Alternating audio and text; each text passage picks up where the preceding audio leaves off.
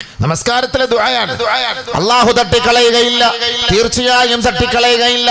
നമസ്കാരത്തിലെ ദുആയാണ്. ആ ദുആ നിങ്ങൾ തേടണേ. നബിയുനാ റസൂലുള്ളാഹി സ്വല്ലല്ലാഹു അലൈഹി വസല്ലമ തങ്ങൾ ഭൗതികമായ ലോകത്തും നാളെ പാരത്രികമായ ജീവിതത്തിലും നിങ്ങളുടെ രക്ഷയ്ക്ക് വേണ്ടി ദുആ ചെയ്യാൻ, നമസ്കാരത്തിൽ ദുആ ചെയ്യാൻ അല്ലാഹുവിന്റെ റസൂൽ നമ്മളെ പഠിപ്പിക്കുകയാണ്. നബിയുനാ റസൂലുള്ളാഹി സ്വല്ലല്ലാഹു അലൈഹി വസല്ലമ തങ്ങൾ നമ്മളോട് പറഞ്ഞു, ഇദാ ഫറഗ്തും തശഹുദിൽ ആഖിരി, അവസാനത്തെ തഹയ്യാത്ത് നിങ്ങൾ ഓതി കഴിഞ്ഞാൽ ഫൽയതഅവദ് ബില്ലാഹി മിൻ അർബഇൻ, 4 കാര്യങ്ങൾ അല്ലാഹുവിനോട് കാവൽ തേടണേ.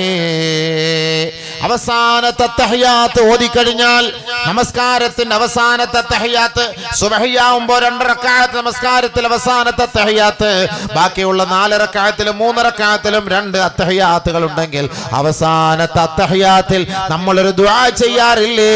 ആ ദുആയിൽ നിങ്ങൾ 4 കാര്യങ്ങൾ അല്ലാഹുവിനോട് കാവൽ തേടണേ. നബിയുനാ ഹബീബുനാ ശഫീഉനാ റസൂലുള്ളാഹി സല്ലല്ലാഹു അലൈഹി വസല്ലം അല്ലാഹു റസൂൽ പറഞ്ഞു, 4 കാര്യം നിസ്കാരത്തിൽ നിങ്ങൾ അല്ലാഹുവിന്റെ അടുത്ത് കാവൽ ചോദിക്കണം.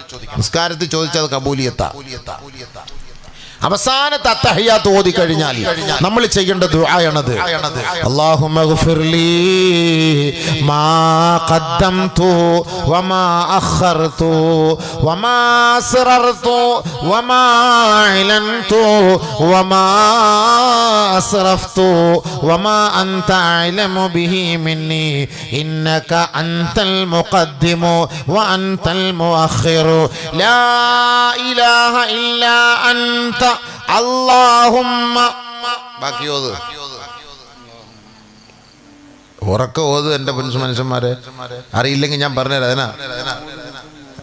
എന്തേ ഓതുന്നില്ല? നിങ്ങളാരും ഷാഫി മദ്ഹബല്ലേ? പിന്നെന്ത് മാഫി മാലു ബത്തയ്യാത്ത്. അതാണ് നമ്മുടെ എന്നെ വാള് വിളിച്ചുള്ള കുഴപ്പം. സദസ്സ് തന്നെ അടുത്തിരുത്താൻ പറയുന്നത്. അപ്പം നേരത്തെ ഉള്ളവർ പറയും, ഞാൻ അപ്പോഴേ പറയാം ഫ്രണ്ടിലോട്ട് പോലെടാ നീ എന്തിനാണ് കയറി പോയത്? അവസാനത്തെ അത്തഹയ്യാത്ത് നമ്മൾ ഓതുമ്പോൾ അത്തഹയ്യാത്തിലെ ദുആയാണ്, വളരെ പ്രധാനപ്പെട്ട ദുആയാണത്. വളരെ പ്രധാന. അല്ലാഹുവേ എൻ്റെ മുൻപാപം പുറത്തു തരണേ, പിൻപാപം പുറത്തു തരണേ, അറിഞ്ഞു ചെയ്തത് പൊറുക്കണേ, രഹസ്യമായി ചെയ്തത് പൊറുക്കണേ, പരസ്യമായി ചെയ്തത് പൊറുക്കണേ. അല്ലാഹുവേ എനിക്ക് നീ മാപ്പ് ചെയ്യണേ എന്ന് ദുആ ചെയ്തിട്ട് നീ അല്ലാതെ മറ്റാരുമില്ല അല്ലാ. ഞാൻ നിന്നോട് കാവൽ തേടുകയാണ്, 4 കാര്യത്തിൽ നിന്ന് നിന്നോട് കാവൽ തേടുകയാണ്. അദാബിൽ ഖബർ വമിൻ അദാബിൻ നാർ വമിൻ ഫിത്നത്തിൽ മഹ്യാ വൽ മമാത് വമിൻ ഫിത്നത്തിൽ മസീഹിദ് ദജ്ജാൽ. 4 കാര്യങ്ങൾ അല്ലാഹുവിനോട് കാവൽ തേടണം. ഈ 4 കാര്യം. ഒന്നെന്താ? അദാബുൽ ഖബർ, ഖബറിന്റെ ശിക്ഷ. ഇന്നത്തെ വിഷയം അതാ. തുടക്കത്തിലെ ജാമ്യം എടുത്തോണോന്ന്, അവിടെ പോയിട്ട് ജാമ്യം കിട്ടൂല.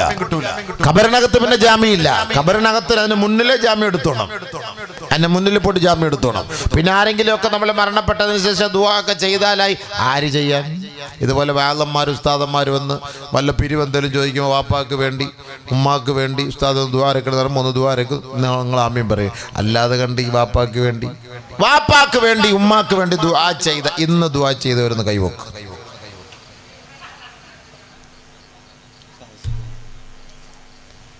ഇവിടെ ഇച്ചിരി കൂടുതൽ ആൾക്കാർ ദുആ ചെയ്തെന്ന് തോന്നുന്നുണ്ട്. ഇന്നലെയും മിനിഞ്ഞാന്നൊക്കെ ചോദിച്ച സ്ഥലത്ത് വളരെ കുറവാണ്. അതാ ഇന്ന് മാത്രമല്ല, ഇന്ന് ചെയ്തല്ലേ എനിക്കറിയാൻ ചോദിക്കാൻ പറ്റുള്ളൂ. അത് കണ്ട. അപ്പം ഇവിടെ എനിക്ക് തോന്നുന്നു ഇച്ചിരി കൂടുതൽ ആളുകൾ വാപ്പന്മാരോട് ഇച്ചിരി സ്നേഹമുള്ളവരാണെന്ന് തോന്നുന്നില്ലേ? വാപ്പാക്കും ഉമ്മാക്കും വേണ്ടി ദുആ ചെയ്തു. പക്ഷെ മക്കളാരുമില്ലല്ലോ. മക്കളെ ഇവിടെ ഇരിക്കുന്ന മക്കളാരെല്ലാം ഉണ്ടോ? നിങ്ങളുടെ വാപ്പാക്കും ഉമ്മാക്കും വേണ്ടി ദുആ ചെയ്തവർ നിങ്ങൾ റാഹത്തായിട്ട് കൈപൊക്കില്ലയോ? ഇപ്പം ഞാൻ ചോദിച്ചതല്ലേ, മാതാപിതാക്കൾക്ക് വേണ്ടി ദുആ ചെയ്തവർ ആരാണെന്ന് ചോദിച്ചപ്പം കൈപൊക്കി. മക്കൾക്ക് വേണ്ടി ദുആ ചെയ്തവരെന്ന് കൈപൊക്ക്. ചെയ്തവരെ പൊക്കാവോ? അത് പോയി, ഔട്ടായി. കുറച്ച് പേര്, 5 പേരെ ചെയ്തുള്ളൂ. മക്കൾക്ക് വേണ്ടി ദുആ ചെയ്യണം 5, 6, 7 പേര് ചെയ്തു. ഇവിടെ വന്നിരിക്കും നേതാക്കന്മാരെല്ലാം. ഇവിടെ വന്നിരിക്കപ്പാ. അത് ഒന്നിലിടാവും. അലൈഹിസ്സലാം.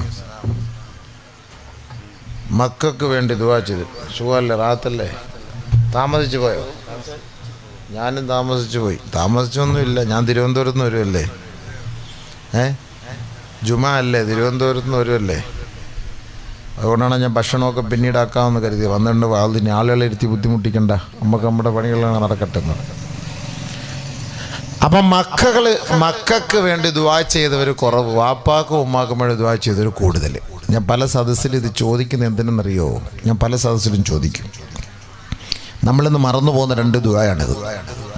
എടാ മക്കളെ, ഇനി പാടാ അമ്മാരവിടെയൊക്കെ അമ്മാർ മെസ്സിയുടെ നെയ്മറിൻ്റെ പറയാം, എടാ ഇവരൊന്നും മരിച്ചുപോയത് നിന്നെ കൊണ്ടുപോകല്ലോ, നീ ഇങ്ങോട്ട് ബാ, ഇങ്ങോട്ട് കയറി. ഇവന്മാരെയല്ലേ പിടിച്ചിരുത്തേണ്ട ഈ വാത് കേൾക്കാൻ. ഈ വയസ്സായ കളവന്മാർ വാത് കേട്ടിട്ട് എന്ത് ചെയ്യാനാ? എല്ലാം മെസ്സിയുടെ ഉടുപ്പും അണ്ടർവെയർ നടക്കുകയാണ് അവന്മാർ മൊത്തം. അവന്മാരെ പിടിച്ച് ഇങ്ങോട്ട് കൂറ്റി ഇരുത്തിയിട്ട് അവന്മാരൊക്കെയല്ലേ വാത് കേൾപ്പിക്കേണ്ടത്. ഇവനൊക്കെ വാപ്പാക്കും ഉമ്മാക്കും ചുമ്മാ അല്ല. ഞാൻ ഇപ്പോൾ പറഞ്ഞ മക്കൾക്ക് വേണ്ടി ദ്വാരത്തെ വെച്ചപ്പോൾ 7 പേരെ ഉള്ളു. ഉസ്താദ് ഇവനൊന്നും ദ്വാരത്തിട്ടൊന്നും വലിയ കാര്യമില്ല. മാഫി ഫായിദ, ഇവനത് ദുആ ചെയ്തിട്ടൊന്നും വലിയ ഫായിദ ഇല്ല. എന്ത് ദുആ? ഇങ്ങോട്ട് വിളിയടാന്നുണ്ട് അങ്ങോട്ട് പോവാ. വാപ്പ പോയിക്കോ, ഞാനങ്ങ് വന്നേക്കാം. വാപ്പ പോയിക്കോളാൻ. എടാ പള്ളിക്ക് വേടാ, അല്ല വാപ്പ പോയിക്കോ, ഞാൻ അങ്ങ് പുറകെ വന്നേക്കാന്നാണ്. പോവും. ഇപ്പം ഇവിടെ തന്നെ നമ്മൾ നോക്ക്, എത്ര മക്കളുണ്ട് ചെറുപ്പക്കാർ. നമ്മുടെ സഹോദരിമാരുടെ സദസ്സിലൊന്ന് പോയി നോക്ക്, എത്ര ചെറുപ്പക്കാരികളുണ്ടെന്ന് നോക്ക്. എല്ലാം ഓൾഡ്. ന്യൂജി ഒന്നുമില്ല. ന്യൂജി മൊത്തം 5Gയുടെ പിന്നാലെ ഇരിക്കുകയാണ് എല്ലാവരും. ന്യൂജി ഒന്നും ഇവിടെ കാണാൻ കിട്ടൂല. അവനൊക്കെ മറ്റേ സാധനം എടുത്ത് വെച്ചുകൊണ്ട് ഇങ്ങനെ അതിൻ്റെ പിന്നാലെയാണ്. അവനെന്ത് വാള്, അവനെന്ത് കബർ, അവനെന്ത് മൈഷർ. എന്ത് കബർ കാരണം അറിയില്ല. നാളെ മരണപ്പെട്ടു പോകും. മൈഷറുണ്ട്, കബറുണ്ട്, മുൻകറുണ്ട്, നക്കീറുണ്ട്, റക്കീബുണ്ട്, അതീദുണ്ട്, മീസാനുണ്ട്, സിറാത്തുണ്ട്. ഇതൊക്കെ ഇവനോട് പറഞ്ഞു കൊടുക്കണമെങ്കിൽ ഇവൻ ഇതിനെക്കുറിച്ച് മനസ്സിലാക്കാനൊന്ന് വന്നിരിക്കണ്ടേ. എന്ത് കബർ, എന്ത് മൈഷർ. ഇതാണല്ലേ മനുഷ്യന്റെ അവസ്ഥ. ഇങ്ങനെ മരണപ്പെട്ടു പോയാൽ മതിയോ? നമ്മുടെ മക്കളൊക്കെ ഇങ്ങനെ പോയാൽ മതിയോ? നബിയുനാ റസൂലുള്ളാഹി സ്വല്ലല്ലാഹു അലൈഹി വസല്ലമ തങ്ങളുടെ പൊന്നുമോളാണ് സൈനബ് റളിയല്ലാഹു തആല അൻഹ. ആ സൈനബ് റളിയല്ലാഹു തആല അൻഹയുടെ മയ്യത്ത് ഖബറിലേക്ക് ഇറക്കി വെക്കുമ്പോ അല്ലാഹുവിന്റെ റസൂൽ വല്ലാതെ കരയുകയായി. ഹബീബായ റസൂലുള്ളാഹി തങ്ങളുടെ പൊന്നുമോളുടെ ഖബർ മണ്ണിട്ട് മൂടുമ്പോ ഹബീബായ തങ്ങൾ കരയുകയാണ്. നബിയുനാ റസൂലുള്ളാഹി തങ്ങളുടെ സഹാബാക്കൾ അരികിലിരുന്നു കൊണ്ട് നബി തങ്ങളോട് ചോദിക്കുകയാണ്, അല്ലാഹുവിന്റെ റസൂലേ, എന്തിനാണ് കരയുന്നത്? അങ്ങയുടെ മുഖം വല്ലാണ്ട് വിവരണമാകുന്നത് ഞങ്ങൾ കാണുന്നുവല്ലോ. അല്ലാഹുവിന്റെ റസൂലേ, എന്തിനാണ് അങ്ങ് കരയുന്നത്? അങ്ങയുടെ മകളുടെ വിയോഗത്താൽ, ആ ദുഃഖത്താൽ കരയുകയാണോ? ഹബീബായ റസൂലുള്ളാഹി സ്വല്ലല്ലാഹു അലൈഹി വസല്ലമ തങ്ങൾ പറയുകയാണ്, ദക്കർതു ഇബ്നതി വളുഫഹാ വഅദാബൽ ഖബരി. ലോകത്തിന്റെ നേതാവാണ്, ലോകത്തിന്റെ ജേതാവാണ്, വിപ്ലവത്തിന്റെ നായകനാണ്, നമ്മെ നാമാക്കി മാറ്റിയ നമ്മുടെ ഹബീബാണ്. ആ പരിശുദ്ധ പ്രവാചകന്റെ അരിമ മകളാണ്, പൊന്നുമോളാണ്, കരളിന്റെ കാതലാണ്, ജീവിതത്തിന്റെ തുടിപ്പാണ് പൊന്നുമോള് സൈനബ് റളിയല്ലാഹു തആല അൻഹ. ഈ ലോകത്ത് നിന്ന് വിട പറഞ്ഞപ്പോ ഹബീബായ തങ്ങളാണ് ആ ജനാസ ഖബറിലേക്ക് ഇറക്കി വെച്ചത്. മണ്ണിട്ട് മൂടുകയാണ്. സഹാബാക്കൾ നബി തങ്ങളുടെ മുഖത്തേക്ക് നോക്കുകയാണ്. റഅയ്നാക വജ്ഹക തറബ്ബുദൻ ആനിഫൻ യാ റസൂലല്ലാഹ്. അല്ലാഹുവിന്റെ റസൂലേ, അവിടുത്തെ മുഖം വിവരണമാകുന്നത് ഞങ്ങൾ കാണുകയാണല്ലോ നബിയേ. പിന്നീട് വളരെ പെട്ടെന്ന് തന്നെ ആ മുഖം സന്തോഷത്തിന്റെ തിരമാല കൊണ്ട് അല്ലാഹുവേ ഞങ്ങൾ ആനന്ദിക്കുന്നത് കണ്ടപ്പോ ഞങ്ങൾക്ക് വല്ലാത്ത സന്തോഷമായെന്ന് നബി തങ്ങളോട് സഹാബത്ത് പറയുമ്പോ അല്ലാഹുവിന്റെ റസൂൽ പറഞ്ഞ മറുപടി ഓർക്കണേ മാതാപിതാക്കളെ. തന്റെ അരിമ മകളെ മയ്യത്തടക്കയിട്ട് അല്ലാഹുവിന്റെ റസൂല് സഹാബാക്കളെ നോക്കിയിട്ട് പറയുകയാ, ദക്കർതു ഇബ്നതി വളുഫഹാ വഅദാബൽ ഖബരി. എന്റെ മകളെ കുറിച്ച് ഞാൻ ഓർത്തുപോയതാണ്. എന്റെ മകളുടെ ബലഹീനതയെ കുറിച്ച് ഓർത്തുപോയതാണ്. എന്റെ മകളുടെ ബലഹീനത, അവളുടെ അമൽ ഈ ഖബറിലേക്ക് പര്യാപ്തമാകുമോ, മതിയാകുമോ, തികയുമോ? ആ മലക്കുകളുടെ ചോദ്യത്തിന്റെ മുന്നിൽ എന്റെ മകളുടെ അവസ്ഥ എന്തായിരിക്കും? ദക്കർതു ഇബ്നതി വളുഫഹാ വഅദാബൽ ഖബരി. ഖബറിന്റെ ശിക്ഷയെ ഞാൻ ഓർത്തുപോയി സഹാബാ. അല്ലാഹുവിന്റെ റസൂൽ പറയുകയാണ് കേട്ടോ, ലഖദ് ളുമ്മത്ത് ലമ്മാ. പൊന്നുമോള് സൈനബാണ്, നബി തങ്ങളുടെ മുത്തുമോളാണ്, നബി തങ്ങളുടെ ജീവിതത്തിന്റെ തുടിപ്പാണ്. അള്ളാന്റെ റസൂൽ ലോകത്തിന്റെ പ്രകാശമല്ലേ, അള്ളാന്റെ റസൂൽ ലോകത്തിന്റെ നിറകുടമല്ലേ, നമ്മെ നാമാക്കി മാറ്റിയത് ആ ഹബീബല്ലേ. ആ ഹബീബിന്റെ അരുമ മകളുടെ ഖബർ ഞെരുക്കിയെന്ന് നബിയുന ഹബീബുന ഷഫീഉന റസൂലുള്ളാഹി സല്ലല്ലാഹു അലൈഹി വസല്ലം ലഖദ് ളുമ്മത്ത് ലമ്മാ, ലഖദ് ളുമ്മത്ത് ലമ്മാ. നബിയുനാ റസൂലുള്ളാഹി തങ്ങളുടെ പൊന്നുമോളുടെ ഖബർ വല്ലാണ്ട് ഞെരുക്കി സഹാബത്തെ. ഫദഅഉതുല്ലാഹ്, ഉടനെ ഞാൻ എൻ്റെ റബ്ബിനോട് ദുആ ചെയ്തു. ഹത്താ ഫറജല്ലാഹു അൻഹാ. ഇതാരുടെ മോളുടെ കാര്യം പറഞ്ഞത്? നബിയുനാ റസൂലുള്ളാഹി സ്വല്ലല്ലാഹു അലൈഹി വസല്ലം. നമ്മുടെയൊക്കെ അവസ്ഥ പിന്നെ പറയണോ ഹബീബേ? നമ്മുടെ മക്കളുടെ അവസ്ഥ നമ്മൾ പറയണോ? നമ്മളിപ്പോൾ കൊണ്ടുപോയി മരിച്ച് കബറിൽ അടക്കിയിട്ട് ആർക്കെങ്കിലും ഒരു ഫിക്റുണ്ടോ ആ കബറിനകത്ത് ഇനി എന്താ സംഭവിക്കാൻ പോകുന്നതെന്ന്? അതിനെക്കുറിച്ച് വല്ല ചിന്ത എനിക്കോ നിങ്ങൾക്കോ ഉണ്ടോ? ഈ വഅദ് വെക്കുമ്പോൾ ഈ വഅദിൽ എന്താണ് ഖബർ നമ്മളൊന്ന് അറിയണ്ടേ? എന്താണ് ഖബർ നമ്മൾ മനസ്സിലാക്കണ്ടേ? ഖബറിനകത്തുള്ള സംഭവം എന്താണെന്ന് നമുക്കറിയണ്ടേ? മുൻകർ നക്കീർ എന്ന് പറഞ്ഞാൽ ആരാണെന്ന് നമുക്കറിയണ്ടേ? അറിയാം മുൻകർ നക്കീറിനെ? വല്ല പരിചയമുണ്ടോ ആർക്കെങ്കിലും? ID കാർഡോ ആധാറോ എല്ലാം ഉണ്ടോ? നമ്മൾ മദ്രസയിൽ മുൻകർ നക്കീർ മുൻകർ നക്കീർ മുൻകർ നക്കീർ എന്ന് പറയും, കേൾക്കും. പക്ഷേ ആരാണ് ഈ മുൻകർ നക്കീർ, ആരാണ് ഈ മുൻകർ, ആരാണ് ഈ നക്കീർ നമുക്കെങ്ങനെ അറിയാം? മുൻകർ നക്കീർ നമ്മളിങ്ങനെ കേൾക്കും. സംഭവം ഖബറിലേക്ക് കൊണ്ടുപോയി നമ്മൾ തൽഖീൻ ഓതുന്ന സമയത്ത് ഇതൊക്കെ പറഞ്ഞു കൊടുക്കും. ഇങ്ങനെ നിൻ്റെ അരികിലേക്ക് 2 പേര് വരും, എന്നിട്ട് ഇന്നതൊക്കെ ചോദിക്കും. അപ്പം നീ അങ്ങനെ നല്ല തൽക്കനൊക്കെ പറയണേന്നൊക്കെ പറയും. അതിനുള്ളൊരു തൗഫീക്ക് കിട്ടിയാലല്ലേ പറയാൻ പറ്റുള്ളൂ. തൗഫീക്ക് അവിടെ കിട്ടണമെന്നുണ്ടെങ്കിൽ ഭൗതികമായ ഈ ദുനിയാവിൽ നമ്മൾ അള്ളാഹുവിനെ വിശ്വസിച്ച് ഇബാദത്ത് ചെയ്യുന്നവരാണെങ്കിൽ നമുക്ക് ആ ഖബറിൽ ആ മലക്കളുടെ ചോദ്യത്തിന് തൽക്കൻ മറുപടി പറയാൻ പറ്റുള്ളൂ. മനസ്സിലായ? നമ്മുടെ സഹോദരിമാർക്ക് വല്ല അറിയോ? ആരെയും നമ്മളിപ്പോൾ നെറ്റിന് അടിച്ചു നോക്കിയാൽ മുൻകർ അടിച്ചു നോക്കിയാൽ നമുക്ക് കാണാൻ പറ്റൂല, നക്കീർ അടിച്ചു നോക്കിയാൽ കാണാൻ പറ്റൂല. ഇതാണ് ഗൈബിയായ വിഷയം. അതാണ് സൂറത്തുൽ ബഖറയുടെ തുടക്കത്തിൽ അല്ലാഹു തആല പറഞ്ഞത്. നമ്മൾ സത്യവിശ്വാസികളാണ്. നമ്മളുടെ വിശ്വാസം എന്താ? അലിഫ് ലാം മീം ദാലികൽ കിതാബ് ലാ റൈബ ഫീഹി ഹുദൽ ലിൽ മുത്തഖീൻ الذين يؤمنون بالغيب الذين يؤمنون بالغيب ويقيمون الصلاة ومما رزقناهم ينفقون. പരിശുദ്ധമായ ഖുർആനിൽ സൂറത്തുൽ ബഖറയുടെ തുടക്കത്തിൽ അല്ലാഹു റബ്ബുൽ ഇസ്സത്ത് പറയുകയാണ് കേട്ടോ, ആരാണ് മുത്തഖീങ്ങൾ, ആരാണ് സത്യവിശ്വാസികൾ, ആരാണ് സദ്ഗുണ സമ്പന്നർ, ആരാണ് സൽസ്വഭാവമുള്ളവർ, ആഖിറത്തിൽ വിശ്വസിക്കുന്നു എന്ന് നമ്മൾ എല്ലാവരോടും പറയുന്നുവെങ്കിൽ നമുക്ക് ആഖിറത്തിൽ വിശ്വാസമുണ്ടോ? ആഖിറത്തിൽ വിശ്വാസമുണ്ടോ? ഖബറിൽ വിശ്വാസമുണ്ടോ? പരലോകത്തിൽ നമുക്ക് വിശ്വാസമുണ്ടോ? ആരാണ് ഖബറിൽ വിശ്വസിക്കുക എന്നും ആരാണ് പരലോകത്തിൽ വിശ്വസിക്കുക എന്നും ആരാണ് അദൃശ്യമായ ജ്ഞാനങ്ങളെ കൊണ്ട് വിശ്വസിക്കുക എന്നും പരിശുദ്ധമായ ഖുർആൻ തന്നെ പറയുകയാണ്. അല്ലദീന യുഅ്മിനൂന ബിൽ ഗൈബ്, അദൃശ്യത്തെ കൊണ്ട് വിശ്വസിക്കുന്നവരാണ് യഥാർത്ഥ തഖ്വയുള്ളവർ, യഥാർത്ഥ മതബോധമുള്ളവർ, യഥാർത്ഥ മതഭക്തന്മാർ കേട്ടോ. അങ്ങനെ അദൃശ്യത്തെ കൊണ്ട്, ആ ഖബറിൽ നടക്കുന്നതിനെ കൊണ്ട്, ആ ഖബർ മുതൽ മഹ്ശർ വരെയുള്ള ജീവിതത്തെ കുറിച്ച് അവർക്ക് ആർക്കെങ്കിലും വല്ല ബോധമുണ്ടെങ്കിൽ, അവർക്കൊരു വിശ്വാസമുണ്ടെങ്കിൽ അവരുടെ അടുത്ത പടി എന്താണ്? വയുഖീമൂന സ്വലാ, അവർ നമസ്കാരം നിലനിർത്തുന്നവരാ, അവർ നമസ്കാരം നിലനിർത്തുന്നവരാണ് കേട്ടോ. അത് എത്ര ഉറക്കമായാലും, എത്ര ക്ഷീണമായാലും, എത്ര ഇടിവെട്ടിയാലും, എത്ര കൊടുങ്കാറ്റടിച്ചാലും, എത്ര കോരിച്ചൊരിയുന്ന മഴയായാലും, എത്ര മരം കോച്ചുന്ന തണുപ്പായാലും, അസ്സലാത്തു ഖൈറും മിനൻ നൗം, ഉറക്കിനേക്കാൾ ശ്രേഷ്ഠം നമസ്കാരമാണ്, നമസ്കാരമാണ്, നമസ്കാരമാണെന്ന് റിഫായി മസ്ജിദിന്റെ ആ മിനാരത്തിൽ നിന്ന് കേട്ടാൽ ഖബറിൽ ഉറങ്ങേണ്ട മനുഷ്യ, നിനക്ക് ആ വീട്ടിൽ കിടന്ന് ഉറങ്ങാൻ കഴിയില്ല കേട്ടോ, ആ വീട്ടിൽ കിടന്ന് ഉറങ്ങാൻ കഴിയില്ല കേട്ടോ.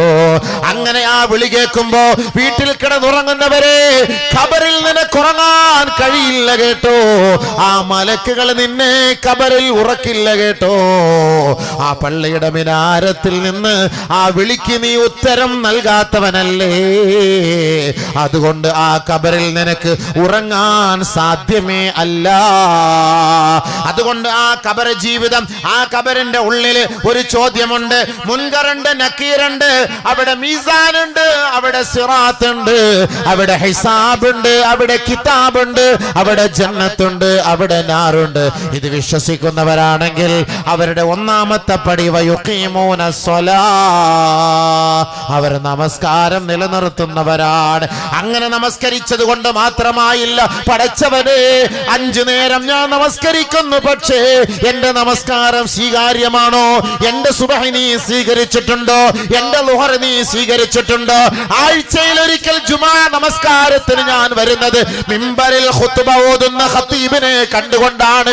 ഇദാ സഅദൽ ഖതീബു അലൽ മിമ്പർ ഫലാ ജുമുഅത ലഹു, മിമ്പറിലേക്ക് ഇമാം ഖുത്ബ ഓതാൻ കയറിയാൽ അവൻ ജുമാക്ക് വന്നതുകൊണ്ട് യാതൊരു ഗുണവുമില്ല കേട്ടോ. പക്ഷേ ഇന്നത്തെ ചെറുപ്പക്കാർ വരുന്നത് മുഴുവനും ഇമാം മിമ്പറിലേക്ക് ഖുത്ബ കിതാബ് എടുക്കുമ്പോഴല്ലേ, സലാം ചൊല്ലി ആ മിമ്പറിലേക്ക് ഇരിക്കുമ്പോഴല്ലേ ഇന്ന് ഖുത്ബ കേൾക്കാൻ വേണ്ടി ഈ സമുദായം പള്ളിയിലേക്ക് വരുന്നത്. അപ്പോൾ മലക്കുകൾ അവരുടെ ഏടുകൾ അടക്കുകയാണ്, മടക്കുകയാണ്. പിന്നീട് വരുന്നവരുടെ പേര് അള്ളാന്റെ കോടതിയിൽ രേഖപ്പെടുത്തുകയേ ഇല്ല തന്നെ.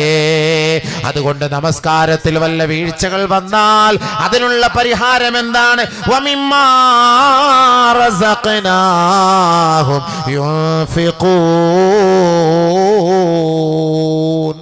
അല്ലാഹു നൽകിയതിൽ നിന്ന് പടച്ചവന്റെ മാർഗത്തിൽ സദഖകൾ ചെയ്യുന്നവരായിരിക്കും. എന്തെങ്കിലുമൊക്കെ നമ്മൾ, അതിനാണ് ഈ ബക്കറ്റ് പിരിവൊക്കെ കൊണ്ടുവരുന്നത്. അതിനാണ് ഈ ബക്കറ്റ് പിരിവെല്ലാം കൊണ്ടുവരുമ്പോൾ എന്തെങ്കിലുമൊക്കെ അതിനകത്ത് ഇട്ട് കൊടുക്കുമ്പോൾ അൽഹംദുലില്ലാ അതിലേക്ക് കുറച്ചിടുമ്പോൾ നമുക്ക് എന്തെങ്കിലും, പടച്ചവനെ എൻ്റെ നിസ്കാരത്തിലോ എൻ്റെ ജീവിതത്തിലോ അല്ലെങ്കിൽ എൻ്റെ പ്രഭാഷണത്തിലോ എൻ്റെ എന്തെങ്കിലും അമാലുകളിൽ വല്ല കുറവ് വന്നാൽ ഈ സദഖയുടെ ബർക്കത്ത് കൊണ്ട് അതങ്ങ് നീ പൊരുത്തപ്പെട്ട് തരണേ എന്നുള്ളതാണ് അള്ളാഹു പറഞ്ഞ വാക്കായത്. ഞാൻ പറയല്ലേ, ഇത് സൂറത്തുൽ ബഖറയുടെ തുടക്കം. ذلك الكتاب لا ريب فيه هدى للمتقين الذين يؤمنون بالغيب, അദൃശ്യത്തെ കൊണ്ടൊന്ന് വിശ്വസിക്കും, അതിൻ്റെ തെളിവ് വയുഖീമൂന സ്വലാ, അവർ നമസ്കാരം നിലനിർത്തുന്നുണ്ട്. 3 വമിമ്മാ റസഖ്നാഹും യുൻഫിഖൂൻ, എന്തെങ്കിലും നമ്മുടെ പോക്കറ്റിലുള്ളത് അള്ളാഹുവിനും ചോദിക്കാനൊന്നും പറ്റൂലല്ലോ, നമുക്ക് ചോദിക്കാന്നല്ലേ ഉള്ളൂ. എത്ര പേര് ഖത്തം തീർത്തവരുണ്ട്. നെഞ്ചിൽ കൈവച്ചോ പൊന്നുപെങ്ങളെ, എന്നിട്ട് നീ ഒന്ന് ചിന്തിക്കണേ, പടച്ചവനെ ശരിയല്ലേ? നഫീസത്തുൽ മിസ്രിയ ഞങ്ങളുടെ നേതാവാണ്, 5000-ഓളം ഖുർആൻ ഖത്തം ഓതി പൂർത്തിയാക്കിയെങ്കിൽ പടച്ചവനെ എനിക്ക് ഒരു ഖത്തമെങ്കിലും ഓതാൻ ഒരു ഭാഗ്യം കിട്ടിയിട്ടുണ്ടോ? ഒരു ഖുർആനെങ്കിലും ഒരു പ്രാവശ്യമെങ്കിലും ജീവിതത്തിൽ, ഒരു പ്രാവശ്യമെങ്കിലും ജീവിതത്തിൽ ഖുർആൻ ഖത്തം തീർക്കാതെ മരിച്ചു പോകരുത്. ആണും പെണ്ണും ഒരു പ്രാവശ്യമെങ്കിലും ഖുർആൻ ഖത്തം തീർക്കാതെ. ഒന്ന് കൈപൊക്കം ചോദിക്കട്ടെ, ഒരു പ്രാവശ്യമെങ്കിലും ഖുർആൻ ഖത്തം തീർത്തവരുണ്ടോ? ഞാൻ ചോദിക്കുന്നില്ല, പക്ഷെ ഓതിയേക്കണം ഇൻഷാ അല്ലാഹ്. മന ഒരു ഇച്ചിയുടെ സൗണ്ട് ഒന്ന് കൂട്ടിച്ച, മന ഒരു ഇച്ചിയുടെ സൗണ്ട് കൂട്ടിച്ചാണ് ഇൻഷാ അല്ലാഹ്. എല്ലാവരും ഒരു ഖത്തം തീർക്കൂലേ? 4 പേരെ ഇൻഷാ അല്ലാഹ് പറഞ്ഞുള്ളൂ. എല്ലാവരും ഒരു ഖത്തം തീർക്കുവോ? എനിക്ക് വേണ്ടി ആരും ഹത്ത് ഓതണ്ട, എനിക്ക് വേണ്ടി ആരും ഹത്ത് ഓതണ്ട. നമ്മുടെ തടിക്ക് വേണ്ടി ഹത്ത് ഓതാനാണ് ഞാൻ പറഞ്ഞത്. നിനക്ക് വേണ്ടി നീ ഒരു ഹത്ത് ഓതി വൈ, നിന്റെ ഖബറിൽ നിനക്ക് ഗുണം കിട്ടാൻ വേണ്ടി നിനക്ക് വേണ്ടി ഒരു ഹത്ത് ഓതി വൈ. അതാ ഞാൻ പറഞ്ഞത്. അതാണ്. അല്ലെ എനിക്ക് വേണ്ടി ആരും ഓതാൻ ഞാൻ നിർബന്ധിക്കില്ല. ഈ വാളന്മാരെ കൊണ്ടുവന്നിട്ട് നിങ്ങൾ ഉപദേശിക്കുകയാണ്. നിങ്ങൾ ഉപദേശിക്കുമ്പോൾ നിങ്ങളിത് പറയാനും പഠിക്കാനും വേണ്ടിയിട്ടാണിത്.